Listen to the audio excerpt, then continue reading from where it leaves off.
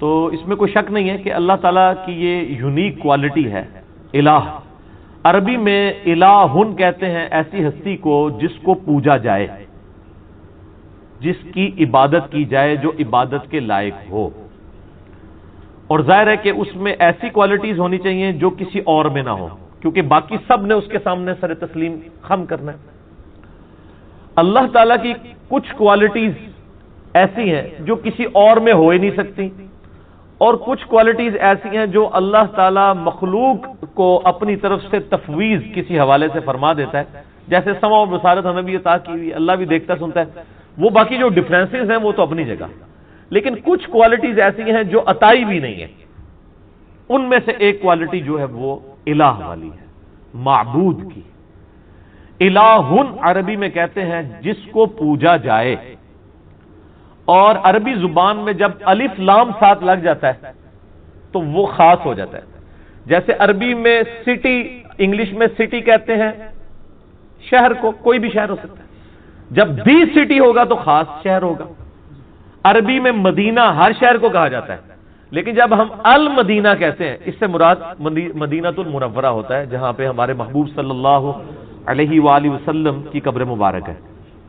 اسی طریقے سے الہ تو جھوٹے بنائے ہوئے لوگوں کے موجود ہیں، قرآن حکیم میں جھوٹے الہوں کا بھی ذکر ہے۔ الہ یہی ہے اللہ، اللہ کے جو ورڈ کس طرح بنا الہ، ٹھیک ہے نا، وہ عربی لنگوسٹک کی وجہ سے پھر یہ جڑ کے اللہ بن جاتا ہے، یعنی دی اونلی الہ، جس کو پوجا جائے۔ اور ظاہر ہے اس کی ایسی کوالٹیز ہیں جو کسی اور کی نہیں ہے، اور وہ کوالٹیز کیا ہیں؟ وہ سورۃ الاخلاص میں آئی ہیں۔ قل هو اللہ احد، اے نبی صلی اللہ علیہ وآلہ وسلم فرما دیجئے کہ وہ اللہ ایک ہے، یکتا ہے، یونیک ہے، ایک نہیں ہے بلکہ یکتا ہے، ایسا یونیک کہ اس کے ہم پلے کا کوئی نہیں ہے۔ اللہ الصمد، وہ بے نیاز، اس کو کسی کی پرواہ نہیں ہے، ہاں سب اسی کے اوپر ڈیپینڈنٹ ہے۔ لم یلد ولم یولد، اس نے نہ کسی کو جنا نہ اس سے کوئی جنا گیا، یعنی اللہ تعالی ہمیشہ سے ہے۔ اور اس کے اوپر میرا ایک یوٹیوب پہ کلپ بھی آپ دیکھ سکتے ہیں، ہو کریٹڈ گاڈ، اللہ کو کس نے پیدا کیا۔ لاکھوں لوگ یوٹیوب پہ لکھ چکے ہیں۔ پروفیسر رچرڈ ڈاکنز نے جو کتاب لکھی تھی دا گاڈ ڈیلوژن، اس میں اس نے جو ایک سوال کیا تھا کہ اللہ کو کس نے پیدا کیا، میں نے اس کا میتھمیٹیکل آنسر دیا ہے، اور اس کے بعد پھر اسی میتھمیٹیکل آنسر کو میں نے بتایا کہ یہی چیز تو سورۃ الاخلاص کے اندر بیان ہوئی ہے۔ تو اللہ تعالی سے نہ کوئی پیدا ہوا، نہ اس نے کسی کو جنا، نہ وہ خود کسی سے جنا گیا، جس کو ہم آسان طور پہ کہتے ہیں کہ نہ وہ کسی کا باپ ہے نہ کسی کا بیٹا۔ وَلَمْ يَكُنْ لَهُ كُفُوًا أَحَدٌ، اور اس کی ٹکر کا کوئی نہیں ہے، اس کے پائے کا کوئی ہے ہی نہیں ہے۔ تو یہ الہ والی کوالٹی اسی میں ہونی چاہیے جو یہ سورۃ الاخلاص کا جو ٹچ سٹون آف تھیولوجی ہے، توحید کا جو کسوٹی ہے، یہ اس کے اوپر کوئی پورا اترے۔ سورۃ الاخلاص کے اوپر اگر کوئی ہستی پوری اترتی ہے تو صرف اللہ کی ذات ہے، کوئی جن، کوئی پیغمبر، کوئی فرشتہ اس میں سے کوئی بھی کوالٹی حاصل کر ہی نہیں سکتا، نہ عطائی طور کے اوپر، ذاتی تو کسی کی ہے ہی نہیں کوئی چیز۔ تو الہ کا مطلب یہ ہے کہ جس کو پوجا جائے، اور وہ ایک ہی ہستی ہو سکتی ہے۔ اب پوجنے کا مطلب کیا ہے کہ جب اس کی پرستش کی جا رہی ہے تو ٹوٹل اوبیڈینس اسی کی ہوگی۔ عبادت کا مطلب صرف نماز، روزہ، حج، زکات نہیں ہے، بلکہ ہر معاملے میں ٹوٹل اوبیڈینس کے لائق وہی ہستی ہے۔ جو وہ حکم دے اس کی بجاوری انسان کے اوپر لازم ہے، اور اس کے مقابلے کے اوپر کسی اور کو نہیں مانا جائے گا۔ ان الحکم الا للہ، یعنی اللہ کے علاوہ کسی اور کا تو حکم چلنا ہی نہیں ہے۔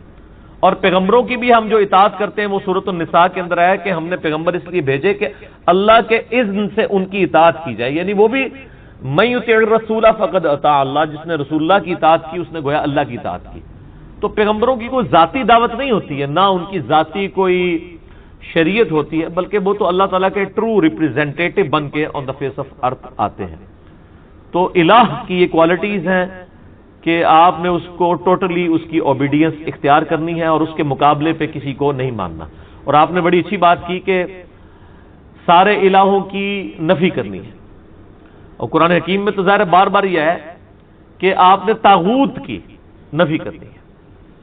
کہ ہر پیغمبر میں ہم نے ہر امت کے اندر کوئی نہ کوئی پیغمبر مبعوث کیا. وَلَقَدْ بَعَثْنَا فِي كُلِّ أُمَّةٍ رَسُولًا أَنِ اعْبُدُوا اللَّهَ وَاجْتَنِبُوا الطَّاغُوتَ. ہر امت میں ہم نے کوئی نہ کوئی پیغمبر اٹھایا ایک ہی بنیادی دعوت کے ساتھ کہ عبادت کرو اللہ کی اور اللہ کے مقابلے پہ طاغوت کی نفی کرو. یہ اکثر لوگ پوچھ رہے ہوتے ہیں طاغوت کیا ہے.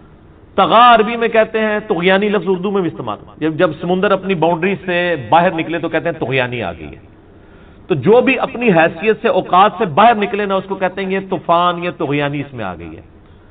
تو انسان کی تو حیثیت یہ ہے کہ وہ خدا کو اوبیڈینٹ بن کے رہے، اس کی مخلوق بن کے. جب وہ خود خدائی کا دعویٰ کرنا شروع کر دے یا وہ اپنی اس طرح کی عزت کروانی شروع کر دے جو کہ اللہ کے شان شان ہے، تو گویا وہ اپنی حدود سے باہر نکل گیا. اسی کو طاغوت کہتے ہیں. شیطان بھی طاغوت ہے، شیطانی سسٹم بھی طاغوت ہے، دجالی سسٹم بھی طاغوت ہے. ہر وہ ہستی جو اللہ کے مقابلے پہ کھڑی ہے وہ طاغوت ہے اور اس کی نفی کرنے کا حکم ہے. اور قرآن حکیم میں طاغوت کی نفی جو ہے وہ ایمان سے مقدم قرار دی گئی ہے. اسی لیے آپ دیکھیں ہمارے کلمے کا آغاز کس سے ہوتا ہے؟ لا الہ الا اللہ. یعنی پہلے آپ کرتے ہیں نفی کہ نہیں ہے کوئی معبود سوائے اس اللہ کے. اس کے بعد آپ اللہ کے اوپر ایمان لے کہتے ہیں. پہلے تمام جھوٹے خداؤں کی نفی، لا الہ کوئی الہ نہیں ہے الا اللہ سوائے اس کے. اور یہ جو میں نے بات کی سورۃ البقرہ میں جو آیت الکرسی ہے، آیت نمبر 255، اس سے اگلی آیت ہے اعوذ باللہ من الشیطان الرجیم. لا اکراہ فی الدین، دین قبول کرنے کے معاملے میں کوئی جبر نہیں، کوئی کسی کو گن پوائنٹ کے اوپر مسلمان نہیں کر سکتا. صرف آپ نے راہ حق لوگوں کے سامنے واضح کرنا ہے. انا ہدیناہ السبیل اما شاکرا و اما کفورا. دین قبول کرنے کے معاملے میں کوئی جبر نہیں ہے. قد تبین الرشد من الغی، بے شک ہدایت جو ہے، رشد و ہدایت وہ گمراہی سے، غی سے، یہ بھی وہی لفظ آ گیا، طاغوت سے، طغیانی سے الگ اللہ تعالیٰ نے کر دیا. حق اور باطل میں اللہ نے فرق خود کر دیا.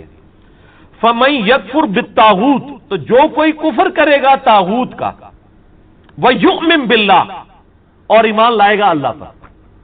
اللہ پر ایمان لانے سے پہلے آپ نے اللہ کے مخالفین کا کفر کرنا ہے. وہ جو ڈاکٹر اقبال کا بھی ایک شعر ہے نا، کافروں کے کافر اور کافر خدا ہمارا. وہ کافر خدا کیا؟ یعنی ہر مسلمان کافر بھی ہے. کس چیز کا کافر؟ کافر کہتے ہیں عربی میں انکار کرنے والے کو. اللہ کے مقابلے میں جتنے کھڑے ہوئے ہیں ان کا کفر کرتے ہیں ہم. اور کفر پہلے آیا ہے فَمَن يَكْفُرْ بِالطَّاغُوتِ، جو کوئی کفر اختیار کرے گا طاغوت کا، اللہ کے مخالفین کا، وَيُؤْمِن بِاللَّهِ، اور ایمان لائے گا اللہ پر. یہ وہ لا الہ، لا پہلے ہے، الا اللہ بعد میں. لا الہ الا اللہ. اچھا یہ مجھے یاد آیا، وہ اگلے دن میں وہ ایک ٹی وی کے اوپر دیکھ رہا تھا، وہ بلوچستان میں کوئی ٹائر شاپ دکھا رہے تھے. اس ٹائر شاپ کا نام رکھا ہوا تھا لا الہ ٹائر شاپ. یہ تو کلمات کفر ہے. اور یہ بچوں کو بھی اکثر وہ سکھا رہے ہوتے ہیں، بیٹا پڑھو لا الہ لا الہ. چھوٹا بچہ تو پورا جملہ پڑھ ہی نہیں سکتا، تو بچوں کو لا الہ نہیں سکھانا چاہیے، بچوں کو صرف اللہ سکھانا چاہیے.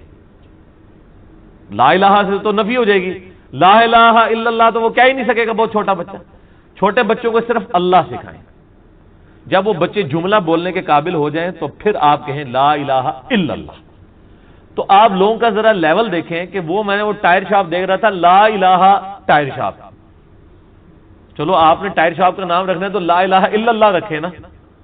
تو لا الہ کے تو مطلب کوئی الہ نہیں ہے، یہ تو کلمات کفر ہے. تو اکثر ہی کہتے ہیں وہ لا الہ پڑھو جی، لا الہ پڑھو جی. لا الہ نہیں پڑھو، لا الہ الا اللہ پڑھو.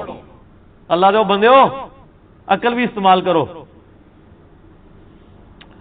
تو جس نے طاغوت کی نفی کی وہ یؤمن باللہ، اور پھر ایمان وہ اللہ پر لایا، فقد استمسک بالعروۃ الوثقی لا انفصام لها، تو اس نے ایک ایسا مضبوط اس نے کنڈا پکڑ لیا کہ جو کبھی ٹوٹنے والا نہیں ہے. یہ وہ لنگر آپ کو پتا ہے، وہ بحری جہازوں کو پرانے زمانے میں بادبان کی کشتیوں کو جب کنارے پہ کھڑا کرتے تو ایک مضبوط سی رسی سے، اس کو اینکر کہا جاتا ہے ہماری وہ انجینئرنگ کی لینگویج میں، اس کے ساتھ باندھ دیتے تھے تاکہ وہ جب ویو چلے تو یہ نہ ہو کشتی پھر آگے چلی جائے. اور اسی طریقے سے جو بڑے بحری جہاز ہیں ان کے ساتھ وہ بڑے بڑے وزن رکھے ہوئے ہوتے ہیں، انہوں نے وہ لٹکا کے تو اینکر کے طور پہ کام کرتے ہیں. تو یہ اینکر پرسن بھی لفظ استعمال ہوتا ہے نا، کیونکہ اس کے گرد ہی سارے وہ بیٹھے ہوتے ہیں نا جھوٹ سچ بولنے والے. تو لم فسام لہا، وہ ایسا اس نے اینکر پکڑا ہے، وہ ایسی زنجیر پکڑ لی ہے جو کبھی ٹوٹے گی نہیں. کس نے؟ جو طاغوت کی نفی کرے اور اللہ پر ایمان لائے. واللہ سمیع علیم، اور اللہ تعالی سننے والا، علم والا ہے۔ اللہ ولی الذین آمنوا، اللہ ہے ولی اہل ایمان کا، یخرجہم من الظلمات الی النور، وہ اہل ایمان کو اندھیروں سے نکالتا ہے روشنی کی طرف۔ اچھا، قرآن میں اندھیرے جمع کے سیغے سے آئے ہیں کیونکہ گمراہیاں ہمیشہ زیادہ ہوتی ہیں، اور ہدایت ہمیشہ سنگولر کے سیغے سے آئی ہے کیونکہ ہدایت ایک ہی ہوتی ہے۔ یہ آپ کہتے ہیں نا چاروں راستے ہی حق پہ ہیں، اللہ نے تو ایک ہی راستہ بتایا ہوا ہے، اہدنا الصراط المستقیم، اے اللہ ہمیں سیدھے راستے پر چلا۔ صراط الذین انعمت علیہم، راستہ ان لوگوں کا، راستے ان لوگوں کے نہیں ہیں، راستہ ایک ہی ہے، وہ امام کائنات سید الاولین والآخرین شفیع المذنبین رحمت للعالمین سیدنا و مولانا امام اعظم محمد رسول اللہ صلی اللہ علیہ وآلہ وسلم کا مبارک راستہ ہے، راستہ ان لوگوں کا جن پر تیرا انعام ہوا۔ تو یہ سمجھتے ہیں وہ جو جتنے سلسلے چل رہے ہیں ہمارے بزرگوں کے، ہمارے وہ سارے بڑے بڑوں کے، وہ کہتے ہیں یہ سارے اسی طرف ہی جا رہے ہوتے ہیں، جبکہ قرآن ہمیشہ گمراہی کو کہتا ہے کہ جمع کے سیغے سے، ہدایت ہمیشہ سنگل ورڈ کے سیغے سے۔ اللہ تعالیٰ پشت پناہ ہے، ولی ہے، دوست ہے اہل ایمان کا، ان کو نکالتا ہے گمراہیوں سے نور کی طرف۔ والذین کفروا اولیاءہم الطاغوت، اور جو کفر اختیار کرتے ہیں اللہ کا، اللہ کی ناشکری کرتے ہیں، اللہ کے منکر بنتے ہیں، وہ اولیاءہم الطاغوت، وہ جو ہیں وہ طاغوت کے اولیاء ہیں، اور طاغوت ان کے اولیاء ہیں۔ یخرجونہم من النور الی الظلمات، اور وہ طاغوت جو ہیں اللہ کے مخالفین، وہ ان کو نکالتے ہیں ہدایت سے گمراہیوں کی طرف، اندھیروں کی طرف۔ اولئک اصحاب النار، یہ ہیں دوست کی، ہم فیہا خالدون، رہیں گے اس میں ہمیشہ ہمیشہ۔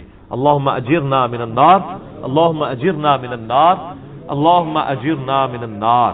لہذا یہ جو الہ اور عبادت کے مفہوم میں جو ہے وما خلقت الجن والانس الا لیعبدون، اس میں حقوق اللہ، حقوق العباد، تمام کی تمام چیزیں داخل ہیں، اور یہ تو لوگوں نے ڈویژن کی ہوئی ہے۔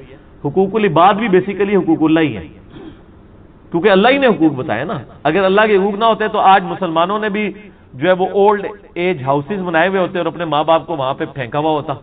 مسلمان اپنے بوڑھے ماں باپ کو ان کی بد اخلاقیوں اور کمزوریوں کے باوجود کیوں برداشت کر رہے ہوتے ہیں کہ اللہ نے کہا کہ بڑھاپے میں بچوں کی مانند ہو جاتے ہیں، ان کو اف تک مت کہنا۔ ادروائز تو اگر انسانی طور پہ جو کچھ انگریز کر رہے ہیں جانوروں والا سلوک، وہی ہم لوگ بھی کر رہے ہوتے ہیں نعوذ باللہ، تو یہ فرق بھی نہیں کرنا چاہیے۔ اچھا، پھر اس میں مجھے وہ حدیث بھی یاد آ گئی، بخاری اور مسلم کی متفق علیہ حدیث ہے۔ اس کا ٹچ سٹون پھر کیا ہے؟ ٹھیک ہے کہ آپ صلی اللہ علیہ وآلہ وسلم نے فرمایا اس شخص نے ایمان کی حلاوت چکھ لی جس میں 3 نشانیاں ہوں گی۔ نمبر 1، اللہ اور اس کا محبوب صلی اللہ علیہ وآلہ وسلم اسے پوری دنیا میں سب سے بڑھ کر محبوب ہو جائے۔ نمبر 2، اس کی دوستی اور دشمنی کا معیار اللہ کی ذات، الحب للہ والبغض للہ، محبت بھی اللہ کے لیے اور دشمنی بھی اللہ کے لیے۔ اور تیسری نشانی یہ کہ کفر کی طرف لوٹایا جانا اس کے لیے اتنا ہی مشکل ہو جائے گا جتنا آگ میں جلایا جانا، یعنی وہ آگ میں جلنے کے لیے تیار ہو جائے گا، ایمان نہیں چھوڑے گا۔ جب اس لیول پہ کوئی پہنچے گا تو وہ مومن ہوگا۔ باقی تو سارے پھر دودھ پینے والے مجنوں ہیں، وہ شعر و شاعری کرنے والے، نعت اشعار پڑھنے والے مسلمان ہیں، وہ پریکٹیکل مسلمان تو اور ہے، یا وہ جو میں اکثر کہتا ہوں کہ وہ پاکستان کے شناختی کارڈ میں مسلمان ہے، اللہ کے حضور شناختی کارڈ جو ہے وہ ڈیفرنٹ ہے۔ اس میں تو صحیح مسلم میں حدیث ہے 246 نمبر انٹرنیشنل نمبر کے مطابق کتاب الایمان چیپٹر میں کہ بندے کے کفر اور اسلام، شرک اور ایمان کے درمیان فرق کی نماز ہے۔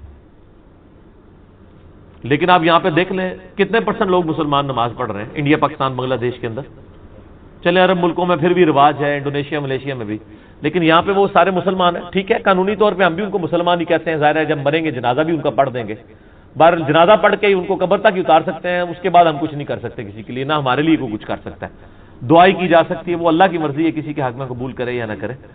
تو یہ ساری کی ساری مختصر باتیں جتنی میرے ذہن میں تھی میں نے کر لی۔ جو اللہ کی طرف رجوع لانے والے ہیں ان کی نشانی ساتھ ہی بتا دی، الذین آمنوا، وہ لوگ جو کہ ایمان لے آتے ہیں، وَتَطْمَئِنُّ قُلُوبُهُمْ بِذِكْرِ اللَّهِ، اور پھر ان کی حالت یہ ہوتی ہے کہ ان کے دلوں کو سکون اللہ کی یاد ہی میں آتا ہے۔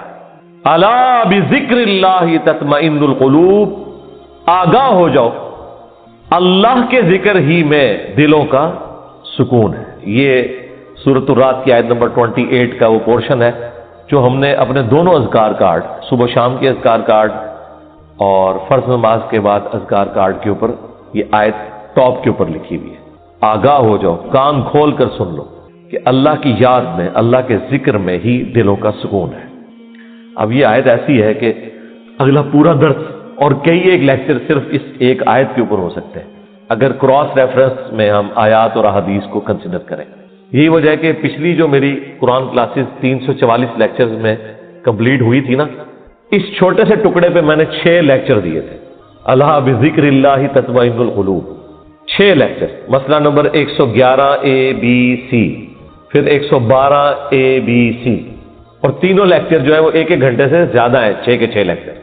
تو جسے شوق ہے تو وہ دیکھ لے۔ صبح شام کے اذکار پہ میری ویڈیو انہی قرآن کلاسز میں سے کاٹ کے الگ اپلوڈ کی گئی، اس میں نے اذکار کارڈ بھی سارے کور کیے کہ یہ صبح شام کے اذکار ہیں، یہ فرض نماز کے بعد کے اذکار ہیں، پھر کون کون سی قرآن کی صورتیں ہیں، ان کے کیا کیا فضائل ہیں، پھر ذکر کے فضائل کیا ہیں، کراس ریفرنس کے طور پہ قرآن سے آیات، ذکر کی اقسام کیا ہے۔ دیکھیں، ایک ذکر کی وہ قسم ہے جو اللہ تعالیٰ نے آپ کے اوپر اوبلیگیٹری کر دی ہے، اس کے بغیر چارہ نہیں، وہ ہے نماز۔ وَأَقِمِ الصَّلَاةَ لِذِكْرِي، میری یاد کے لیے نماز کو قائم رکھنا۔ اس کانٹیکسٹ میں بخاری مسلم میں حدیث ہے، نبی علیہ السلام ایک سفر میں تھے اور رات کو مشورہ کیا کہ فجر نماز پڑھ کے ہی سوئیں گے اب سفر میں۔ کچھ اصحاب نے کہا کہ نہیں یا رسول اللہ، تھوڑا سا آرام کر لیتے ہیں، ایک آدھ بندے کی ڈیوٹی لگا دیں، وہ ہمیں جگا دے گا۔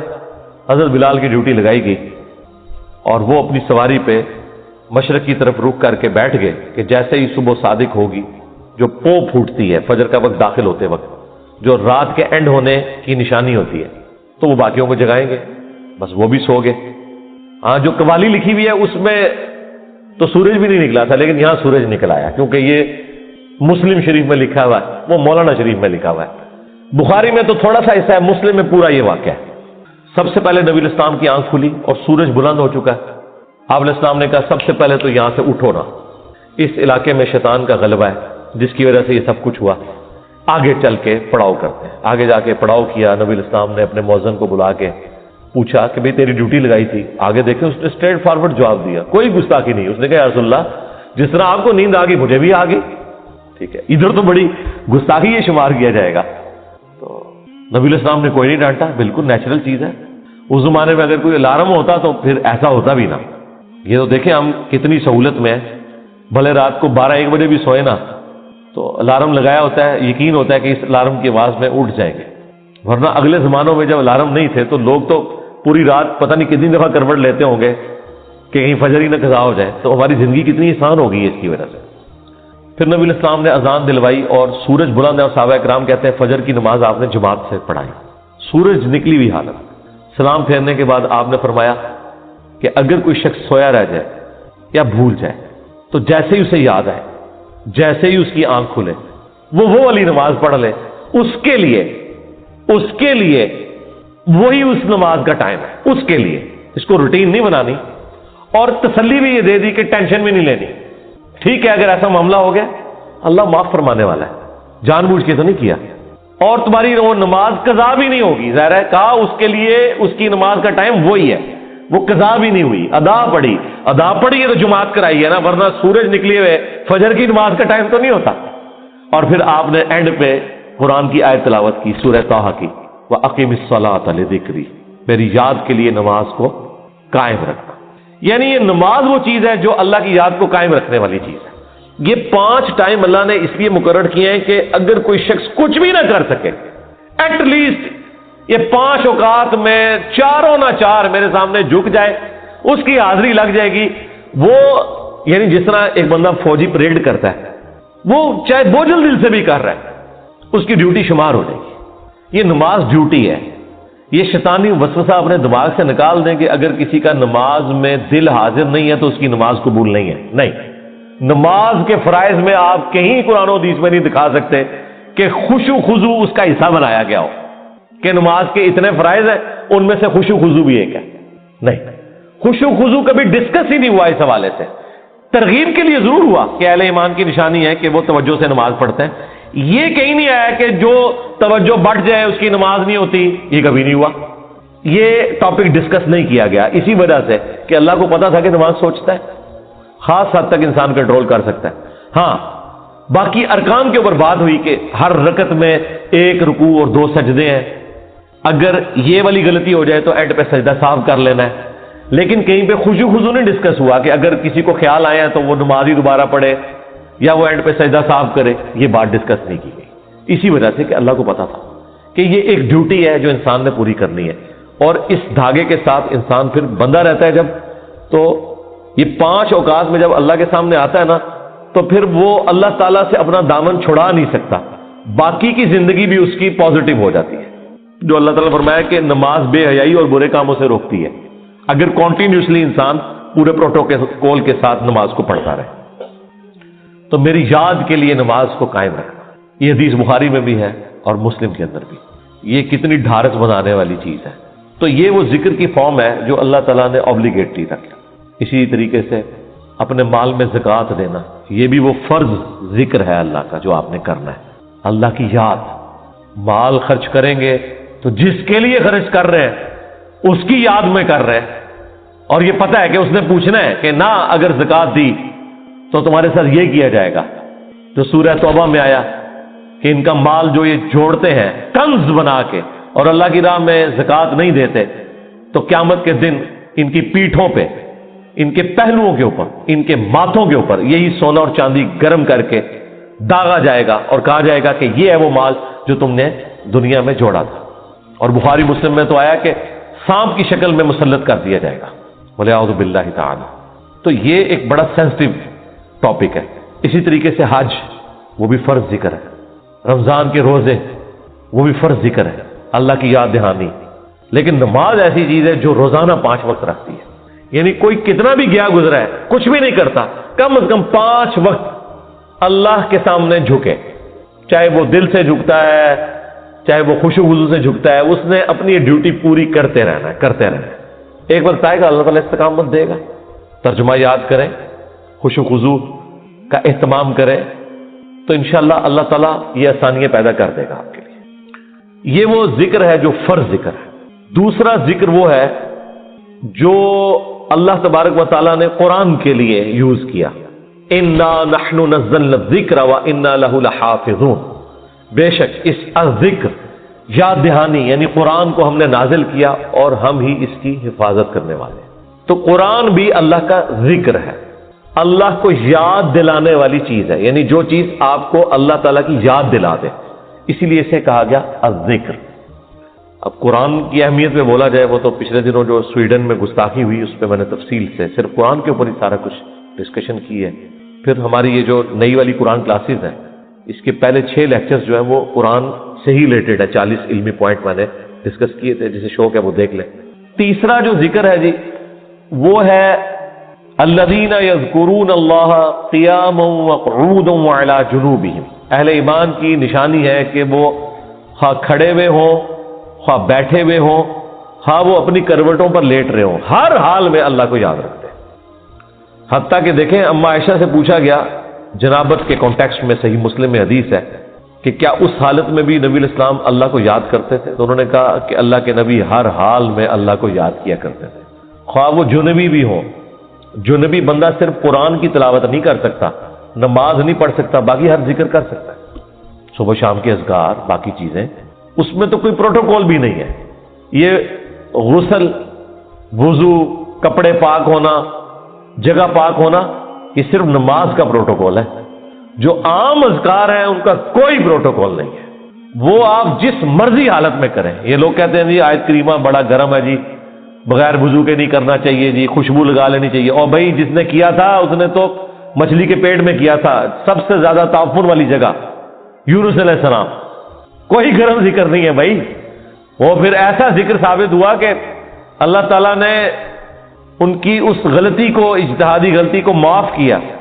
اور سورہ صافات میں فرمایا اگر یونس یاد نہ کرتا ان الفاظ کے ساتھ تو جتنا اللہ تعالیٰ کا عطاب تھا نا، پھر یہ اسی دن مچھلی کے پیٹ سے نکالا جاتا جس دن مردے اپنی قبروں سے نکلیں گے.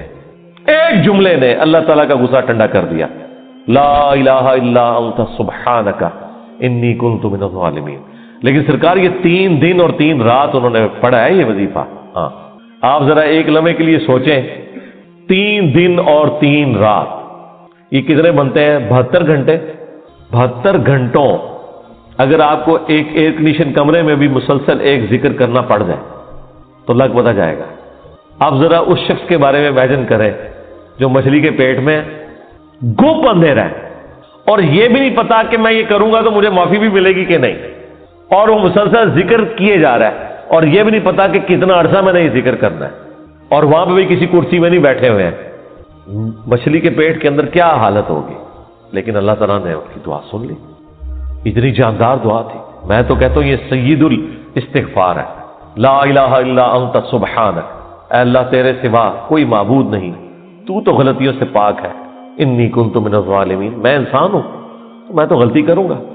اس سے بہتر کیا انداز ہو سکتا ہے عاجزی کا, اس سے بہتر کیا انداز ہو سکتا ہے اللہ تعالیٰ کی عظمت بیان کرنے کا کہ یا اللہ تو نے تو غلطی کرنی نہیں ہے, یہ تو طے ہے. تو اگر مجھ سے پرسش کر رہا ہے نا غلطی کی, تو میں تو انسان ہوں, غلطی کروں گا, اور مجھے اعتراف بھی ہے, میں تیری طرف رجوع لاتا ہوں. اللہ تعالیٰ نے معاف کر دیا. جامعہ ترمذی میں یہاں تک حدیث ہے کہ جو بھی یونس کی دعا کے ذریعے اللہ کی طرف متوجہ ہو, اللہ تعالیٰ اسے کبھی محروم نہیں لوٹاتا. اور یہ حصہ قرآن میں بھی ہے, وَكَذَلِكَ نُنْجِي الْمُؤْمِنِينَ, ہم مومنین کو بھی اسی طریقے سے نجات دیں گے. جب یہ دعا آئی نا سورہ الانبیاء میں, تو ساتھ یہ بھی ذکر آیا کہ انبیاء کی جو یہ دعائیں ہیں, خصوصاً یہ والی دعا یونس علیہ السلام کی, کوئی مومن بھی مانگے گا ہم اسے بھی نجات دیں گے. تو یہ جو دعائیں ہیں صبح و شام کے اذکار ہیں, جس کے اوپر میں نے پورا بلیو کارڈ لکھ دیا, اور فرض نماز کے بعد اذکار ہیں, گرین کارڈ لکھ دیا. یہ فرض نماز کے بعد اذکار, یہ صبح و شام کے اذکار. تو ان اذکار میں وہ ساری دعائیں ہیں جو نبی علیہ السلام نے کی ہیں. یہ ہماری ویب سائٹ سے بھی ڈاؤن لوڈ کر سکتے ہیں آپ, اس کی ایپ بھی بنی ہوئی ہے, PDF فارم میں بھی ہے. تو یہ اذکار کریں, صبح و شام کی دعائیں, اذکار, مختلف اوقات کی دعائیں, ٹوائلٹ میں جاتے وقت کی دعا, باہر نکلنے کی دعا, صبح اٹھتے وقت کی دعا, اور رات کو سونے سے پہلے دعائیں. یہ مختلف اوقات کی جو دعائیں ہیں, یہ وہ ساری دعائیں ہیں جو آپ نے اٹھتے بیٹھتے چلتے پھرتے کرنی ہے. درود شریف بھی, درود شریف اللہ کی عبادت ہے کیونکہ یہ دعا ہے, اور دعا جتنی بھی ہیں وہ اللہ سے کی جاتی ہیں, اور ہر دعا عبادت ہے. الدعاء هو العبادہ, یہ حدیث ہے سنن نسائی کے اندر, ترمذی کے اندر. اور نبی علیہ السلام نے حدیث کے اوپر اکتفا نہیں کیا, اس کے بعد آپ نے آیت پڑھی, ادعونی استجب لکم, اے میرے بندو مجھ سے مانگو میں تمہاری دعا کو قبول کروں گا. ان الذین یستکبرون عن عبادتی, بے شک جو لوگ میری عبادت سے تکبر کریں گے, یعنی مجھ سے دعا کرنے میں کنجوسی اختیار کریں گے, میں انہیں ذلیل و خوار کر کے جہنم میں داخل کروں گا. والعیاذ باللہ تعالی. حضور نے سورۃ المومن کی آیت نمبر 60 پڑھی, اسے سورہ غافر بھی کہتے ہیں, اس بات کے ثبوت میں کہ دعا کرنا عبادت ہے. تو جتنی دعائیں ہیں یہ عبادت ہے, اور یہ اللہ تعالیٰ کا وہ ذکر ہے, خواہ وہ درود شریف ہو, خواہ صبح شام کے اذکار ہو, یا مختلف اوقات کی دعائیں ہوں, یہ اللہ تعالیٰ کے وہ ذکر کی شکلیں ہیں جس کا کوئی پروٹوکول نہیں. کوئی جنبی ہے, کوئی بے وضو ہے, کپڑے بھی ناپاک ہے, جس جگہ پہ ہے وہ جگہ بھی ناپاک ہے, کوئی فرق نہیں پڑتا اس سے, یہ ذکر آپ کر سکتے ہیں. مولا علی کا قول ہے جامعہ ترمذی میں سنن نبی داؤد کے اندر کہ نبی علیہ السلام کو حالت جنابت کے علاوہ کوئی اور حالت قرآن پڑھنے سے مانے نہیں ہوتی تھی.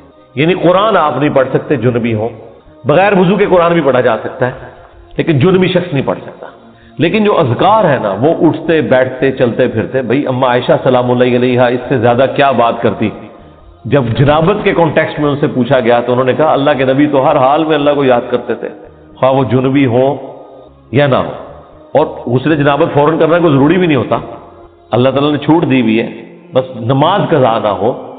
نبی علیہ السلام کبھی غسل جنابت رات کو کر لیتے تھے اور کبھی آخری پیر اٹھ کے کرتے تھے. تو غسل جنابت ڈیلے بھی کوئی شخص کر سکتا ہے. فجر پڑھ کے اگر کسی کے اوپر غسل فرض ہو گیا تو وہ زور سے پہلے کسی بھی وقت غسل کر کے زور کی نماز, بس وہ قضا نہیں ہونی چاہیے. تو اس دوران بھی اللہ کو تو آپ نے یاد کرنا ہے. ایون ٹوائلٹ میں غسل کرنے جب جانا ہے تو اللہ ہی کو یاد کر کے جانا ہے نا. اللہم انی اعوذ بک من الخبث والخبائث, جو بخاری میں دعا ہے, اے اللہ میں شریر جنوں اور جنیوں سے تیری پناہ میں آتا ہوں. یہ دعا جو آپ مانگ کے ٹوائلٹ میں جاتے ہیں تو جنبی شخص نے بھی یہی دعا مانگ کے جانی ہے نا. باقی بھی جو مختلف اذکار ہیں وہ آپ نے لازمی کرتے ہیں, اس میں کوئی سستی والا پہلو نہیں ہونا چاہیے. ہاں قرآن پاک سے متعلق جو چیزیں وہ آپ نہ کریں. تو یہ ذکر کی 3 اقسام, نمبر 1 فَأَقِمِ الصَّلَاةَ لِذِكْرِی، میری یاد کے لیے نماز کو قائم رکھنا۔ اور جتنے بھی فرائض ہیں، خواہ وہ حج کی شکل میں ہو، زکوٰۃ کی شکل میں ہو، رمضان کے روزے ہو، وہ سب کے سب اللہ کا ذکر ہے۔ رزق حلال کمانا بھی، یہ بھی اللہ کا ذکر ہے۔ اللہ کے نیک بندوں کے واقعات جو قرآن و سنت میں رپورٹ ہوئے، انہیں بیان کرنا بھی اللہ کا ذکر ہے۔ انبیاء کرام کے واقعات کو بیان کرنا بھی اللہ کا ذکر ہے۔ تو سب سے بڑا ذکر نماز، اس کے بعد قرآن تو بلکہ اپنے سٹیٹس میں دیکھا جائے تو وہ سب سے بڑا اللہ کا ذکر ہے، اللہ کی یاد دہانی والی چیز۔ لہذا قرآن کی تلاوت، قرآن کے احکامات کی پیروی کرنا، یہ سب کچھ اللہ کا ذکر ہے۔ اور تیسرے نمبر کے اوپر صبح و شام کے اذکار، مختلف اوقات کی دعائیں، درود شریف، یہ بھی اللہ تعالیٰ کا ذکر ہے۔ تو یہ تین ہی اقسام ہیں ذکر کی جن کے اوپر ہمیشگی انسان کو کرنی چاہیے، اور کچھ چیزیں تو اللہ تعالیٰ نے فرض کے طور پہ کر دی ہیں، جیسے نماز ہے اور باقی فرائض ہیں، اس کے بغیر آپ کا چھٹکارا نہیں ہے۔ بخاری اور مسلم دونوں میں حدیث ہے کہ اللہ کا ذکر کرنے والا زندہ کی مثل ہے اور ذکر نہ کرنے والا مردہ کی مثل ہے، یعنی وہ زندہ لاش ہے جو اللہ کا ذکر نہیں کرتا۔ جامعہ ترمذی میں حدیث ہے، ایک صحابی حاضر ہوئے، یا رسول اللہ مجھے کوئی ایسی نصیحت کریں کہ اس کے بعد مجھے کسی چیز کی ضرورت نہ رہے۔ نبی علیہ السلام نے کہا کہ تیری زبان ہر وقت اللہ کے ذکر سے تر رہے، بس یہ نصیحت ہے، یعنی صرف نماز کی حد تک نہیں، عام حالت میں۔ اچھا، ذکر کے لیے زبان ہلانا بھی ضروری نہیں ہے، دل میں بھی ذکر ہو سکتا ہے۔ اللہ کو یاد کرنا بھی ذکر ہے، غور و تفکر کرنا بھی ذکر ہے۔ اصل چیز ہے گاڈ اورینٹڈ ہونا۔ بخاری مسلم میں حدیث ہے، جب تم نماز پڑھ کے اسی جگہ پہ بیٹھے رہتے ہو نا جہاں پہ نماز پڑھی تھی، اسی مصلے کے اوپر، جب تک وضو نہیں ٹوٹتا نا، کچھ ذکر نہ بھی کرو، تب بھی فرشتے دعائے رحمت تمہارے لیے کرتے رہتے ہیں۔ حتیٰ کہ بخاری مسلم میں آیا کہ جو شخص نماز کے انتظار میں ہے نا، اللہ تعالیٰ اسے بھی نماز کے اندر ہی شمار کر لیتا ہے۔ دیکھیں اللہ تعالیٰ کی رحمت ہے، یعنی یہ تو ایک نہ ختم ہونے والا سلسلہ ہے۔ بخاری مسلم دونوں میں حدیث ہے، میں اپنے بندے کے گمان کے قریب ہوں جیسا کہ میرے بارے میں گمان کرے۔ جب وہ مجھے دل میں یاد کرتا ہے، میں اسے دل میں یاد کرتا ہوں۔ جب وہ مجھے کسی مجلس میں یاد کرتا ہے نا، تو میں اسے بہتر مجلس میں اسے یاد کرتا ہوں۔ جب وہ میری طرف ایک بالش بڑھتا ہے، میں اس کی طرف ایک ہاتھ بڑھتا ہوں۔ جب وہ میری طرف چل کے آتا ہے، میں اس کی طرف دوڑ کر آتا ہوں۔ تو یہ حدیث قدسی ہے بخاری مسلم دونوں میں، اور اسپیسیفکلی یہ قرآن حکیم کی درس و تدریس کے حوالے سے ذکر ہوا تھا کہ ایسی مجلس میں فرشتے حاضر ہوتے ہیں، اور جب اللہ کے پاس جاتے ہیں، حالانکہ اللہ جانتا ہے، پھر بھی پوچھتا ہے کہ میرے بندوں کے پاس گئے تھے، کس حالت میں پایا؟ وہ بتاتے ہیں یہ حالت تھی۔ پھر اللہ تعالیٰ پوچھتا ہے مجھ سے کیا مانگ رہے تھے؟ فرشتے بتاتے ہیں کہ بندے جنت مانگ رہے تھے۔ اللہ تعالیٰ پوچھتا ہے کیا جنت دیکھی انہوں نے؟ کہتے ہیں نہیں، اگر دیکھ لیتے تو اس سے بھی زیادہ مانگتے۔ اور کیا کہتے تھے؟ جہنم سے آزادی مانگ رہے تھے۔ کیا جہنم دیکھی میرے بندوں نے؟ نہیں، اگر دیکھ لیتے اس سے بھی زیادہ اشد و مت سے مانگتے۔ اللہ تعالیٰ فرماتا ہے تم گواہ ہو جو میں نے سب کو معاف کر دیا۔ اچھا، وہ فرشتے کہتے ہیں یا اللہ ایک بندہ ایسا تھا جو ویسے ہی وہاں پہ آ گیا تھا، اس کی نیت نہیں تھی، لیکن وہ ان کی مجلس میں بیٹھا تھا۔ اللہ تعالیٰ فرماتا ہے کہ یہ لوگ ہی ایسے ہیں کہ جو ان کی مجلس میں بھی بیٹھ جائے نا، ان کو بھی میں نے بخش دیا۔ وہ جو کہہ رہے ہوتے ہیں نا غوث پاک کے درس میں بھی اگر کوئی بیٹھ گیا، کہانیوں میں نہیں میرے بھائی، درس قرآن میں، وہ چاہے غوث پاک دے رہے ہو یا کوئی انجینئر پاک دے رہے ہو یا کوئی ڈاکٹر پاک دے رہے ہو، اگر اخلاص کے ساتھ کوئی اللہ کا ذکر کر رہا ہے، خالص توحید بتا رہا ہے، قرآن و سنت کی تعلیمات بتا رہا ہے، اس کی مجلس میں بیٹھنے والے کے لیے جنت کا راستہ آسان ہو جائے گا۔ وہ تو حدیث ہے صحیح مسلم کے اندر کہ جو علم کے راستے پہ چلتا ہے، اللہ تعالیٰ جنت کا راستہ اس کے لیے آسان کر دیتا ہے۔ یہ تو بالکل اسٹیبلش چیز ہے۔ تو یہ ذکر ایسا معاملہ ہے کہ کوئی دل میں بھی یاد کرتا ہے نا، اللہ اس کو پھر دل میں یاد کرتا ہے۔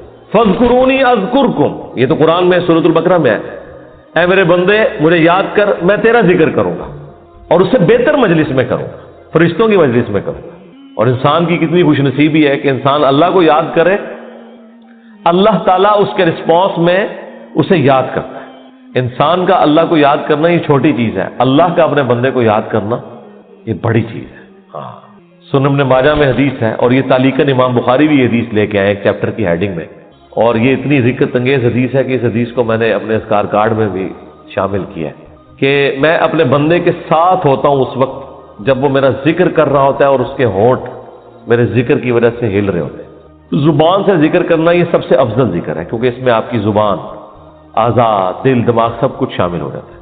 دل میں بھی ذکر کرنے کا ثواب ہے لیکن زبان سے کرنا افضل ہے. اسی لیے آپ دیکھیں جو آبلیگیٹری چیزیں ہیں وہ اللہ تعالیٰ نے زبان کے ساتھ جوڑ دی ہیں. یعنی نماز آپ دل میں نہیں پڑھ سکتے, زبان سے پڑھنی ہے, اور کم از کم اتنی آواز سے کہ وہ خود آپ محسوس کر رہے ہو. محسوس سے مراد یہ نہیں ہے کہ 10 نمازی دیر تک سن رہے ہیں, نہیں, محسوس سے مراد ہے کہ آپ کو فیل ہو رہا ہے کہ آپ کو اپنی زبان سے پڑھ رہے ہیں. اس طریقے سے جانور قربان کرنا ہے تو تکبیر اتنی آواز سے کہنی ہے کہ آپ کے کان خود سن رہے ہو. جو آبلیگیٹری چیزیں ہیں وہ اللہ تعالیٰ نے زبان کے ساتھ جوڑی ہوئی ہے. زبان کا ذکر بہرحال دل کے ذکر سے افضل ہے. باقی ریاکاری والا جو ایشو ہے وہ ہر شخص کا ایک پرسنل معاملہ ہے, کسی کے اوپر ہم فتویٰ نہیں لگاتے. لیکن جو اللہ تعالیٰ نے آبلیگیٹری نمازیں رکھ دی ہیں وہ تو اتنی اعلانیاں رکھی ہوئی ہیں کہ خود بخود ریاکاری کا چانس ہے, تو وہ ریاکاری نہیں ہے. بعض اوقات شیطان کسی کو وسوسہ دلاتا ہے میں جماعت سے نماز پڑھوں گا یا مسجد میں زیادہ بیٹھوں گا تو باقی لوگ کہیں گے کہ جی یہ لوگ بڑا نیک ہو گیا ہے تو اس سے میرے دل میں تکبر آ جائے گا. یہ شیطانی وسوسہ ہوتا ہے نا, اس طرح نہیں سوچنا کبھی بھی.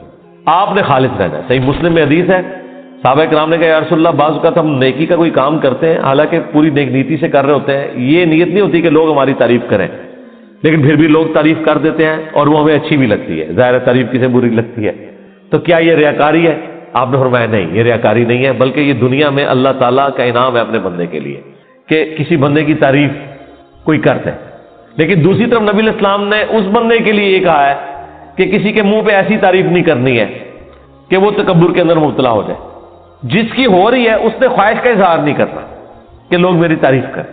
تو یہ باریک سے فرق ہوتے ہیں جس کی وجہ سے بعض اوقات شیطان, میں نے کئی لوگوں کو سنا ہے کہ جی ہم نے داڑھی رکھ لی تو پھر لوگ مسائل پوچھیں گے, لوگ ہمیں نیکوکار کہیں گے, اس لیے جی ہم داڑھی نہیں رکھ رہے. پھر وہ قرآن و حدیث سے سب سے بڑی دلیل دینا شروع کر دیتے ہیں جی ڈاکٹر اقبال کی بھی داڑھی نہیں تھی. قرآن و حدیث ان کے نزدیک یہ ہے کہ ڈاکٹر اقبال کی داڑھی نہیں تھی, اور پوری زندگی ڈاکٹر اقبال کو یاد کرتے مر جاتے ہیں. اللہ کے نبی علیہ السلام کو پسے پش ڈال دیتے ہیں. کئی لوگ ہیں وہ کہتے ہیں کہ جی وہ جی ہاں نبی علیہ السلام خواب میں زیارت کروا کے خود بنو ایک بار بھی کہہ دینا میں داڑھی رکھ لینی ہے, تو میں ان کو کہتا ہوں وہ 1400 سال پہلے کہہ کے گئے ہیں بھائی. اور اس سے بھی بڑھ کر اللہ قرآن میں کہہ گیا سورہ النساء کی آیت نمبر 119 کہ یہ شیطان کا راستہ ہے, کہ شیطان کہے گا, اس نے یہ وعدہ کیا تھا اپنے رب کے ساتھ وَلَآمُرَنَّهُمْ فَلَيُغَيِّرُنَّ خَلْقَ اللَّهِ, اے اللہ میں تیری مخلوق کو ابھاروں گا کہ وہ تیری بنائی ہوئی تخلیق کو بدل دیں گے. تو یہ تخلیق اللہ نے دی تھی مرد کے لیے. اتنی داڑھی رکھنا کہ جسے عرف عام میں داڑھی کہا جائے یہ مرد کے لیے آبلیگیٹری. تو ہر بندے نے کوئی نہ کوئی اپنے لیے لیم ایکسکیوز رکھا ہوا ہوتا ہے. تو میں ان کو بھی کہتا ہوں بھائی 1400 سال پہلے حکم ہو چکا ہے بھائی, اب کس حکم کا آپ انتظار کر رہے ہیں. تو بعض اوقات شیطان یہ بھی وسوسہ دلاتا ہے کہ جی اگر میں جماعت سے نماز پڑھوں گا تو لوگ کہیں گے یہ بڑا نیکوکار ہے لہٰذا میں گھر میں ہی پڑھ لیں. نہیں بھائی, جو فرض چیزیں وہ آپ نے حکم پہ عمل کرنا ہے, اپنی عقل کو اس میں دخل نہیں دینی. اب داڑھی بھی سامنے نظر آ رہی ہے, داڑھی تو ظاہر چہرے پہ رکھی جائے گی نا, پیٹ میں تو صرف بزرگوں کی داڑیاں ہوتی ہیں, ہاں بابوں کی, اور جو کتابوں کے ماننے والے ہیں ان کی داڑھی تو باہر ہوتی ہے, وہ تو سامنے رکھنی ہوگی. اسی طریقے سے نماز بھی لوگوں کے سامنے ہی پڑھنی پڑے گی جماعت سے. یہ تو ہو ہی نہیں سکتا کہ آپ کہیں کہ میں نے جماعت سے نماز نہیں پڑھنی ہے, گنہگار ہوں گے. یہ مرد کے لیے میں کہہ رہا ہوں, عورت تو ظاہر ہے اس کے لیے تو حکم ڈفرینٹ ہے. تو یہ چیزیں اللہ تعالیٰ نے اپنی یاد کے لیے دیکھیں کتنے الارمز فٹ کیے ہوئے ہیں, ہمیں کتنے سگنل پورے دن میں ملتے ہیں. انسان اللہ تعالیٰ سے اپنے آپ کو بے نیاز کر ہی نہیں سکتا. میں ایک ہسٹری چینل کے اوپر یا نیشنل جغرافک پہ ایک ڈاکومنٹری دیکھ رہا تھا. ایک کوئی نان مسلم تھا تو وہ مختلف مسلمان اسکالرس کے پاس نا امریکہ میں انٹرویو کرنے جا رہا تھا کہ ہمیں آپ ریلیجن کے بارے میں بتائیں, اسلام کیا ہے. تو وہ امریکہ میں ایک شیعہ عالم تھے, ینگ تھے. اس سے جب اس نے سوال کیا نا کہ اسلام کیا ہے تو اس نے کہا اسلام خدا کے گرد سینٹرڈ ہے, بس کہ ہر وقت خدا آپ کے سامنے ہونا چاہیے. یہ اسلام کی بیسک ڈیفینیشن ہے. واقعی اس دوران یہی بات ہے. اسلام کیا ہے؟ ٹو سبمٹ یور ول, اللہ کے سامنے سر تسلیم خم کرنا. اچھا اب یہ بات مجھے بھی پتا, لیکن جب میں نے اس بندے کے منہ سے یہ بات سنی نا پھر میں نے غور کرنا شروع کیا. اس نے کہا کہ ہر وقت اللہ آپ کے سامنے ہونا چاہیے. تو پھر میں نے سوچا واقعی یار اسلام تو ہے ہی سینٹرڈ اراؤنڈ گاڈ ہے. صبح سے لے کر شام تک ہر چیز خدا کے گرد گھومتی ہے. صبح اٹھ کے آپ پہلا جملہ کیا بولتے ہیں؟ الحمدللہ الذی احیانا بعدما اماتنا والیہ النشور. تمام تعریفیں اس اللہ کے لیے جس نے مرنے کے بعد مجھے دوبارہ سے زندہ کر لیا اور میں نے لوٹ کے اسی کی طرف جانا ہے. آخرت کا ذکر بھی ساتھ ہی ہے یہ تلوار جو ہے نا یہ ہر وقت لٹکی رہے گی. آپ دیکھیں دنیا میں جتنی دعائیں ہو رہی ہوتی ہیں نا، آخرت کا موت کا ذکر ساتھ پیرلل میں آ رہا ہوتا ہے کہ تیاری سٹارٹ ہی صبح کیا ہو رہا ہے، اے اللہ موت کے بعد زندگی دی ہے اور پھر میں نے مر کے تیرے پاس ہی آنا ہے جو آخری موت ہے جس کے بعد میں نے اٹھنا بھی کوئی نہیں، پھر قیامت میں ہی اٹھنا ہے. یہ سٹارٹ ہو رہا ہے. نماز پڑھیں گے، وہ تو ذکر کی اعلیٰ ترین چیز، واقعی میں الصلاۃ لذکری، میری یاد کے لیے نماز کو قائم رکھنا، اور نماز کے بعد بھی اذکار، نماز کے اندر بھی اذکار، مسجد میں جانے کی دعا وہ بھی گاڈ اورینٹڈ، مسجد سے نکلنے کی دعا، ٹوائلٹ گئے ہیں تو اس میں جانے کی دعا، اس سے نکلنے کی دعا، پھر گھر سے نکلے ہیں پھر اللہ کو یاد کر کے نکلے ہیں، جہاں جا رہے ہیں اپنا کوئی کام سٹارٹ کر رہے ہیں تو اللہ کے نام سے سٹارٹ کر رہے ہیں، اور ساتھ یہ ٹینشن لگی ہوئی ہے کہ فجر تو پڑھ لی ہے، اب زور کا وقت اتنے بجے ہے، اپنے آپ شیڈیول کو سیٹ کرتے ہیں تاکہ میں جماعت سے نماز پڑھ سکوں. تو بس جو یہ شیڈیول طے کر رہا ہے نا وہ بھائی فجر سے لے کے زور تک نماز کی حالت میں ہے، کیونکہ وہ نماز کے انتظار میں بیٹھا ہے. نماز کے انتظار میں بیٹھنے کے لیے مسجد میں بیٹھنا ضروری نہیں ہے، کوئی اپنے آفس میں بھی بیٹھا ہے نا اس انتظار میں کہ میں نے نماز کے لیے جانا ہے، وہ نماز کے انتظار میں بیٹھا ہوا ہے، پھر نماز کا وقت آ جانا ہے، پھر بازار میں جانے کی دعا، سواری پہ بیٹھے ہیں تو اس پہ دعا. وہ ساری دعائیں ذرا آپ پڑھیں، کوئی بزرگ بابا آپ کو ان دعاؤں میں نظر نہیں آئے گا. خدا سے شروع ہو کے خدا پہ ختم.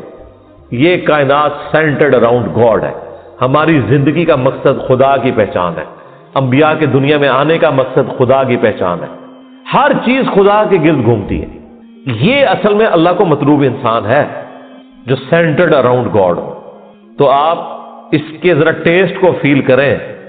الذین آمنوا، جو لوگ ایمان لائے، وتطمئن قلوبہم بذکر اللہ، اور مطمئن ہوتے ہیں ان کے دل اللہ ہی کی یاد سے. الا بذکر اللہ تطمئن القلوب، آگاہ ہو جاؤ کہ دلوں کا سکون ہے ہی اللہ کی یاد میں. یہ اللہ تعالیٰ نے سکون رکھے اس کے اندر. سکون سے مراد یہ نہیں ہے کہ دنیا میں آپ کو کوئی پریشانی نہیں آئے گی. اگر یہ مطلب ہو تو انبیاء کرام نے تو سب سے زیادہ بے سکونی دیکھی ہے. ہر آزمائش اللہ تعالیٰ نے ان کے اوپر ڈالی ہے اور وہ ثابت قدم رہے. مراد یہ کہ اگر کوئی آزمائش آئے گی تو وہ برداشت کرنا آسان ہو جائے گی. پھر دنیا حسنہ کیا ہے کہ دنیا میں اگر تکلیف بھی آئے تو صبر آ جائے گا کہ اللہ کی مرضی، انا للہ و انا الیہ راجعون. دیکھیں تکلیف میں بھی آپ کو یہ دعا سکھا دی گئی ہے. ادھر بھی موت ہے، اے اللہ ہم تیری طرف سے آئے تھے، ہم نے بھی تیرے پاس ہی آ جانا ہے واپس. تو یہ تکلیف جو آئی ہے نا یہ بھی تو ایک نہ ایک دن ختم ہو جانی ہے. بڑی سے بڑی تکلیف بھی اس دن تو ختم ہو جانی ہے جس دن انسان کو موت آنی ہے. بیمار تھا تو جب بندہ ہی ختم ہو گیا تو بیماری بھی ختم ہو گئی. تو دیکھیں ہر جگہ گاڈ اورینٹڈ، اللہ کی طرف متوجہ رہنا. تو اس کے لیے اللہ تعالیٰ نے آپ کو پورا جو شیڈیول دیا ہوا ہے. ابھی تو یار ان لوگوں نے ہماری نمازوں کے مزے خراب کر دیے ہیں. کاش آپ کے اوپر وہ دریچہ کھل جائے جو ایک بند دریچہ ہے، وہ سال میں ایک دفعہ کھلتا ہے قیام اللیل کی شکل میں. لیکن اگر آپ امیجن کریں کہ دنیا میں جتنی بھی مساجد ہیں ان کے اندر جہری نمازوں میں قرآن الف لام میم سے شروع ہو کے یا سورہ فاتحہ سے شروع ہو کے والناس تک پورا سال چلے، ایک ایک رکوع، ایٹ لیسٹ ایک ایک رکوع، کتنا ٹائم لگ جائے گا؟ اگر یہ نماز 7 منٹ میں ختم کرتے ہیں وہ 20 منٹ میں ہو جائے گی یا 15 منٹ میں. ایک رکوع مغرب کے اندر پہلی رکعت میں، دوسرا رکوع مغرب کی دوسری رکعت میں، پھر عشاء کی رکعت میں اس سے اگلے والا رکوع، اور اس کی دوسری رکعت میں اس سے اگلا، اور اس طریقے سے فجر میں. یہ 6 رکعتیں جو ہیں آپ کی جہر، 2 مغرب 2 عشاء اور 2 فجر. ان میں قرآن پورے سرکل میں چلتا رہے. آپ کو عربی آتی ہے نہیں آتی اس سے کوئی فرق نہیں پڑتا. آپ کا اسمارٹ فون آپ کے ہاتھ میں ہو اور ترجمے والا قرآن آپ نے اس پہ کھولا ہوا ہو. میں نے تو اس کا ثبوت بھی دے دیا بخاری سے کہ ذکوان تابعی حضرت عائشہ کا غلام تھا جو انہیں قیام اللیل رمضان میں کروایا کرتا تھا. وہ حافظ نہیں تھا تو وہ مصحف ہاتھ میں پکڑتا تھا، اما عائشہ اس کے پیچھے رمضان کا قیام کرتی تھی. اس کا مطلب ہے سننے میں زیادہ آسانی اور مزہ آتا ہے بجائے خود پڑھنے کے. تو یہ حدیث امام بخاری نے ایک چیپٹر کی ہیڈنگ میں لی ہے اور اس کی پوری سند سنن الکبریٰ البیہقی اور مصنف ابن ابی شیبہ میں موجود ہے. بلکہ مصنف ابن ابی شیبہ میں تو یہاں تک ہے کہ انس ابن مالک اور باقی صاحب کے بارے میں کہ انہوں نے پیچھے قرآن اٹھایا ہوتا تھا، سامنے حافظ کھڑا ہوتا تھا اور وہ سنتے بھی تھے دیکھ کے، اور اگر کہیں غلطی ہوتی تھی تو غلطی کو پکڑتے تھے. اور اٹھانے کا فائدہ یہ ہے کہ کنسنٹریشن آپ کی رہتی ہے. انہوں نے کتنا ظلم کیا ہے کہ ہم سے قرآن چھین لیا. مغرب عشاء اور فجر کی نمازیں واللہ اس لیے نہیں تھی کہ آپ نے صرف رکعتیں پوری کرنی ہے. یہ آپ کے اندر فیول ڈالنا تھا کہ جب آپ جہرن قرآن سنیں گے تو آپ کی پروگرامنگ ہوتی رہے گی. ہم کیا سنتے ہیں؟ وہی رٹی رٹائی آخری 10 صورتیں یا چند صورتوں کی آخری آیات، سورہ بقرہ کی آخری آیات، سورہ حشر کی آخری آیات، وہی جو مولویوں نے رٹی ہوئی ہیں. یار اگر حافظ قرآن نہیں بھی آپ کا امام مسجد، کوئی مسئلہ نہیں، وہ مصحف اٹھا کے پڑھ لے، کوئی مسئلہ نہیں. قرآن دیکھ کے تو پڑھنا اس کو آتا ہے نا، قاری ہے، مصحف اٹھا کے پڑھے. لیکن آپ ذرا امیجن کریں کہ آپ کی نماز کا لیول کیا ہوگا کہ آپ کو اگلی نماز کا انتظار رہے گا کہ بھئی، اور آپ یہ کوشش کریں گے کہ آپ کی نماز نہ چھوٹے، وہاں سے رکوع اگلا سٹارٹ. بلکہ میں تو کہتا ہوں گورنمنٹ لیول پہ یہ ہونا چاہیے کہ ایک اجتماعی نظم کوئی قائم کرے، اجتماعی نظم ہو پورے ملک میں. عید کی رات کو اگلا قرآن سٹارٹ ہو جائے، گورنمنٹ کی طرف سے شیڈیول ہو کہ بھئی اب یہ اگلا قرآن سٹارٹ ہو گیا، اتنے رکوع ہیں، 6 رکوع کور ہوتے ہیں نا. اگر آپ 6 جہرن رکھتے رہیں تو آلموسٹ کوئی 520 کے قریب رکوع بنتے ہیں. ان کو ڈیوائڈ کر لیں تو پورے ملک کے اندر ختم قرآن بھی ایک ہی دن ہو رہا ہو، شمسی اعتبار سے رکھ لیں، تاکہ کوئی شخص دوسرے شہر میں بھی چلا گیا ہے اسے یہ یقین ہو کہ ہاں جی میں فلاں مسجد میں جاؤں گا تو شیڈیول ایک ہی چل رہا ہے. یہ ہم نے دنیاوی کئی معاملات میں اپنے آپ کو مینج کیا ہوا ہے اس طریقے سے. دیکھ لیں KFC آپ امریکہ سے کھائیں، آپ سعودیہ سے کھائیں، آپ جیل میں بیٹھ کے کھائیں، آپ کی آنکھوں میں پٹی بندھی ہوئی ہو، آپ کھا کے بتا دیں گے کہ آپ KFC کا چکن کھا رہے ہیں. اس سے قطع نظر کہ آپ دنیا میں کہاں بیٹھے ہوئے ہیں. 66,000 آؤٹ لیٹس ہیں ان کی دنیا میں. یہ بھی پرانا فگر ہے، اب تو پتہ نہیں اس سے زیادہ ہی نہ ہوگی ہوں. ایک ذائقہ دیا نا پوری دنیا کے اندر انہوں نے. اس طرح کے کئی شیڈیول ہیں، اور اگر یہ تھوڑی سی ایفرٹ پٹ کر لی جائے تو سرکار آپ کو کوئی اپنے بچوں کو توحید سکھانے کی ضرورت نہیں ہے. توحید خود بخود وہ سیکھ جائیں گے. پورے دورہ قرآن بھی نہیں ہوگا، انہیں پتا چل جائے گا کہ سب کچھ فراڈ چل رہا ہے. قرآن تو کوئی اور ہی بات کرتا ہے. یہی وجہ ہے کہ جو غیر مسلم ملکوں میں لوگ جاتے ہیں نا، وہاں جب ان کا نان مسلم لوگوں سے واسطہ پڑتا ہے تو پھر ان کو بھی تھوڑی شرم آتی ہے کہ یار وہ جب پوچھتے ہیں ہاں جی اسلام کیا، وہ کہتے ہیں ہم تو پتہ ہی کچھ نہیں. پھر قرآن ترجمے سے پڑھتے ہیں تو آپ دیکھتے ہیں کہ یہاں داڑھی بھی نہیں ہوتی، وہاں سے داڑھی بھی رکھ کے آ جاتے ہیں، نماز بھی شروع کر دیتے ہیں، قرآن بھی پڑھ لیتے ہیں اور گمراہ بھی ہو جاتے ہیں. یعنی ادھر والوں کی نظر میں وہ کہتے ہیں یار یہ کیا کہانیاں تم لوگوں نے دین، قرآن میں تو یہ کچھ اور لکھا ہوا ہے. تو اگر یہ شیڈیول گورنمنٹ کر دے، یہ کوئی مشکل کام ہے مجھے بتائیں. چلے پردہ رکھنے کے لیے اگر کوئی جعلی حافظ بھی ہے، گورنمنٹ کہہ دے کہ ٹھیک ہے جی مصحف اٹھائیں، مصحف اٹھا کے پڑھیں، پردے کا پردہ رہ جائے گا. اگر کسی کو یہی ہے کہ میں تو حافظ بن کے یہاں بھرتی ہوا تھا، ہے کوئی نہیں تھا، کوئی مسئلہ نہیں ہے، مصحف اٹھا کے پڑھیں. پیچھے بھی لوگ ایئر فلائٹ موڈ میں دیکھیں اور ترجمے والا قرآن کھولیں. جب قرات ہو رہی ہوتی ہے اتنا آپ کو ٹائم مل جاتا ہے کہ آپ عربی اور نیچے ترجمہ بھی دیکھ سکتے ہیں. ویسے آپ اگر کوشش کریں نا کہ میں 6 رکوع روز کے ایک جگہ بیٹھ کے ترجمے سے پڑھوں، پھر پڑھ بیٹھے تو کوئی نہ کوئی کام آپ کے آڑے آ جائے گا، کوئی نہ کوئی مصروفیت آڑے آ جائے گی. اسی لیے اللہ تعالیٰ نے اس کو نماز کا حصہ بنایا ہے. یہ لوگ پوچھتے ہیں کہ جی جہرن نمازیں کیوں ہیں؟ لو سن لو پھر اس واسطے کہ جہرن کہ قرآن کے ذریعے پروگرامنگ آپ کی ہوتی رہے، آپ قرآن سنتے رہیں. اور ابھی تو میں آپ کو یہ بتا ہی نہیں رہا کہ نبی علیہ السلام کی نماز کتنی لمبی ہوتی تھی. فجر کی ایٹ لیسٹ 40 منٹ کی آپ کی فجر کی نماز ہوتی تھی. جی ہاں، میں تو ایک ایک رکوع کی بات کر رہا ہوں، وہاں تو پاؤ یا آدھا پارا پڑھنے کی بات ہے یا پارا پڑھنے کی بات ہے. چلے وہ نہیں ہے، ایک رکوع بھی کسی کی ہدایت کے لیے کافی ہے. بھائی 6 رکوع تو کور ہو گئے نا. 6 رکوع کا مطلب ہے کہ ایک پاؤ سے زیادہ اس کا پارا ہو گیا. ہر 4 دن کے اندر ایک پارا ختم ہو جایا کرے گا، ہر 4 دن کے اندر ایک پارا. تو اس کا مطلب ہے کہ یہ ایک مہینے کے اندر آلموسٹ کتنے پارے ہو جائیں گے جی؟ 7 پارے. اور 4 مہینے کے اندر آلموسٹ آپ کا ایک قرآن مکمل ہو جایا کرے گا. تو 4 مہینے میں اگر قرآن مکمل ہو رہا ہے تو سال میں 3 قرآن تو ویسے ہی ختم ہو جائیں گے، چوتھا تراویح میں ہو جائے گا. 4 قرآن آپ کے. تو سرکار ایک سال نہیں، ایک دفعہ بھی قرآن سے کوئی گو تھرو ہو گیا. اور پھر اللہ نے کیا اس میں مزہ رکھا ہے کہ اتنی موٹی کتاب ہے کہ بوریت بھی نہیں ہوتی. آپ جتنا بھی پڑھ لینا دوبارہ اس صورت تک پہنچنے کے لیے اتنا وقت گزر چکا ہوتا ہے کہ جب آپ وہ دوبارہ پڑھتے ہیں آپ کو بالکل نئی لگ رہی ہوتی ہے. اگر یہ چھوٹی سی کتاب ہوتی ہے تو 2-4 بار پڑھ کے کوئی بوریت والا معاملہ ہو جاتا. لیکن اللہ تعالیٰ نے یہ چیز بھی رکھی، اتنی موٹی کتاب، اور ایک ایک صورت میں ایسی ملٹی ڈائریکشنل چیزیں رکھ دی ہیں.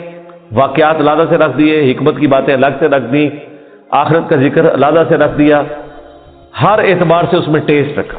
تو یہ قرآن ہماری زندگی میں آ سکتا تھا. اور یہ ویڈیو تو میں نے بہت پہلے ریکارڈ کی ہے کہ قرآن کو اپنی زندگی میں کیسے لایا جائے. میرے نزدیک تو اس کے علاوہ کوئی چارہ نہیں ہے. یاد رکھیں جو چیز آپ اپنی روٹین میں لانا چاہتے ہیں نا کہ آپ اسے روزانہ کریں, تو پھر آپ اسے زندگی کی اس چیز کے ساتھ جوڑ دیں جس کے اوپر آپ کی زیرو ٹالرنس ہے, تو وہ آپ کی زندگی کا حصہ بن جائے گی. مثلا بڑے لوگ پوچھتے ہیں جی بڑی کوشش کی تھی 1 مہینے تک واک کرتے رہے فجر کے بعد, بس پھر بعد میں نہیں واک ہو سکی جی, ٹائم ہی نہیں ملتا. تو میں ان کو کہتا ہوں آپ اس کو اپنی روٹین میں جوڑیں. روٹین آپ کی کیا ہے؟ نماز مسجد میں جا کے پڑھتے ہو, ہاں جی, بس موٹر سائیکل نہیں اب لے کے جانا, پیدل جانا ہے مسجد میں. فجر کی نماز کے لیے بھی پیدل جانا ہے, اپنی روٹین میں آپ جانا ہی جانا ہے. اگر مسجد 15 منٹ کی مسافت کے اوپر ہے, چاہتے نہ چاہتے 15 منٹ کی آپ کی واک ہو جائے گی. اور اس کو آپ کو یاد کر کے نہیں کرنا پڑے گا, سوائے اس کے کہ آپ نے جانا ہے تو آپ نے پیدل جانا ہے. یا عشاء کے وقت آپ ٹائم رکھنا چاہتے ہیں تو اپنی واک کا ٹائم وہ رکھ لیں, اور 5 نمازیں پیدل جا کے پڑھیں. تو آپ ذرا کیلکولیٹ کریں ہر نماز کے ساتھ جانے اور آنے میں آپ کی واک اٹیچ ہو جائے گی, کیونکہ آپ نے روٹین کا حصہ بنا لیا ہے. جو انسان کو اسپیشل کام کرنا پڑتا ہے نا اس میں انسان کو تردد ہوتا ہے, لیکن جو انسان اپنی روٹین میں شامل کر لیتا ہے, بس یہ قرآن بھی میں کہتا ہوں آپ اپنی روٹین میں شامل کریں. اور اس کو شامل کرنے کا طریقہ یہی ہے کہ فرض نمازوں میں امام مسجد کی منت مارنی پڑے, کوئی مٹھی گرم کرنی پڑتی ہے اس کی, کرے اسے کہ بھائی یار چل کچھ نہیں تو فجر میں تو شروع کر یار, مغرب عشاء میں نہیں کر سکتا. میں آپ کو بتاؤں ہمارے اسلام آباد میں پنڈی میں ایک مسجد ہے, وہ روٹین کے ساتھ پچھلے کئی سالوں سے ان کی فجر کی نماز میں آلموسٹ 1 پاؤ قرآن کور کرتے ہیں, اور پورا سال ان کا قرآن چلتا رہتا ہے. سب کو پتا ہوتا ہے کل یہاں سے شروع ہونا ہے, لوگ پڑھ کے آتے ہیں گھر سے بھی, ایک وہ اس کا ٹیسٹ فیل کرتے ہیں. تو یہ تو مسلسل آپ کی روٹین میں جب قرآن آئے گا تو یہ وہ ساری گناہ, وہ ساری برائیاں جن کو چھوڑنے کے لیے آپ کو ایک ایفرٹ پٹ کرنی پڑتی ہے, وہ آٹومیٹکلی آپ کی زندگی سے نکلتی چلی جائیں گی. جس طرح آپ نے دیکھا ہے کہ بعض لوگ ایسے ہوتے ہیں بڑی ان کی شانہ زندگی ہوتی ہے, لیکن کبھی ان کے اوپر کوئی غم کی کیفیت ٹوٹتی ہے, بالکل بھی زندگی میں سادگی آ جاتی ہے. پھر آہستہ آہستہ وہ دنیا سے ریٹائر ہونا شروع ہو جاتے ہیں, ایک غموں کا پہاڑ گرتا ہے, آخرت اورینٹڈ ہو جاتے ہیں آہستہ آہستہ آہستہ آہستہ. اگر آپ خدا کے ساتھ اٹیچ ہو جائیں گے, قرآن کے ساتھ اٹیچ ہو جائیں گے, تو ایٹ لیسٹ گناہ کا تو تصور بھی دور کی بات ہے, آپ اس طرف جانے کا سوچیں گے بھی نہیں, کیونکہ ہر وقت یہ آخرت کی یاد دلانے والی چیز آپ کے سر کے اوپر لٹکتی رہے گی. قرآن کی تلاوت سے دلوں کا زنگ کیوں دور ہوتا ہے؟ آخرت اورینٹڈ ہوتا ہے. تلاوت سے اس لیے کہ آپ جب قرآن کی تعلیمات کو سمجھیں گے, ذرا عربیوں کو تو تلاوت ہی کہنا تھا نا, انہوں نے تو ترجمہ نہیں کرنا تھا نا. اور تلاوت کا ایک معنی فالو کرنا بھی ہوتا ہے, ایک ہوتا ہے قرات کرنا اور ایک ہے اس کے پیچھے پیچھے چلنا. تو یہ ترجمے والا قرآن اسمارٹ فون نے تو زندگی آسان کر دی ہے. میں کہتا ہوں اس سائنس نے ہماری دنیا تو آسان کی ہے, جو ہماری آخرت آسان کرتی ہے. آپ امیجن کریں اس یوٹیوب کی برکت سے صدیوں میں جتنے لوگوں نے توحید قبول کی ہے, چند سالوں میں ہمارے پلیٹ فارم سے کر لی ہے, جو امید ہی کوئی نظر نہیں آ رہی تھی. اور یہ آپ نہ سمجھیں یہ لوگ ہیں, یہ نسلیں ہیں. ہاں آپ ان کو ملٹی پلائی کریں تو یہ ساری سائنس کی برکت ہے. آج دین کتنا سیکھنا آسان ہے, اور اس پہ عمل کرنے کے لیے آپ کو موٹیویٹ کرنے کے لیے کتنے والنٹیئر اویلیبل ہیں اگر آپ خدا کے ساتھ کمیٹڈ ہیں. اللہ تعالی ہمیں ہر وقت اپنی یاد میں رہنے کی توفیق دے. اللہ تبارک و تعالی اپنے ذکر پہ ہمیں استقامت دے. آج کی ہم قرآن کلاس کو اس دعا کے اوپر اہتمام کرتے ہوئے اینڈ کرتے ہیں. نبی الاسلام نے حضرت معاذ بن جبل سے فرمایا تھا, جامعہ ترمذی میں اور سنن نسائی میں حدیث ہے, اے معاذ میں تم سے محبت کرتا ہوں اور تمہیں نصیحت کرتا ہوں کہ ہر فرض نماز کے بعد اس دعا کو لازم کر لینا, اللہم اعنی علی ذکرک و شکرک و حسن عبادتک. ایک حدیث میں الفاظ ہے ربی اعنی علی ذکرک و شکرک و حسن عبادتک. اے اللہ میں تیری مدد مانگتا ہوں, میری مدد فرما اس بات پر کہ میں تیرا ذکر کروں, تیرا شکر کروں اور بڑے احسن طریقے سے تیری عبادت کرتا رہوں, پورے پروٹوکول کے ساتھ. اس میں تو میری مدد فرما. اب دیکھیں یہ بھی اسی سے ریلیٹڈ چیز ہے. نماز پڑھ کے فارغ ہوئے ہیں اور نماز کے بعد یہ دعا کر رہے ہیں کہ اللہ میں تیرا ذکر کروں, تیرا شکر کروں اور احسن طریقے سے تیری عبادت کرتا رہوں, اس پہ تو میری مدد فرما. یعنی دعا سے اپنے آپ کو کبھی بھی غافل نہیں کرنا.